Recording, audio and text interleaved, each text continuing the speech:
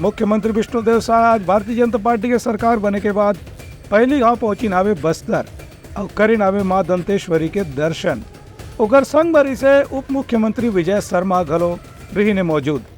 संगे संग वहाँ स्थानीय लोगन मना और कार्यकर्ता मना मुख्यमंत्री के करी नावे भव्य स्वागत सत्कार। मुख्यमंत्री बने के बाद आज विष्णुदेव साय पहली गांव बस्तर में प्रवास करीन। ये मौका जगदलपुर के विभिन्न चौक चौराहा में पारंपरिक लोक नृत्य और पुष्प वर्षा के जरिए मुख्यमंत्री के स्वागत करेगी। जगदलपुर शहर के माड़िया चौक, शहीद पार्क तिराहा, चांदनी चौक, हनुमान मंदिर चौक और अनुपमा चौक में बस्तरवासी मन सड़क के दोनों किनारे मौजूद रहीन और पारंपरिक तरीके से गौर मुकुट पहना के मुख्यमंत्री के स्वागत करीन। ये बिरमा बस्तर के अलग अलग क्षेत्र के लोक कलाकार मन आकर्षक नृत्य घलो प्रस्तुत करीन। मुख्यमंत्री के संग में उप मुख्यमंत्री अरुण साव और विजय शर्मा समेत वन मंत्री केदार कश्यप और स्थानीय जनप्रतिनिधि मन घलो मौजूद रहीन।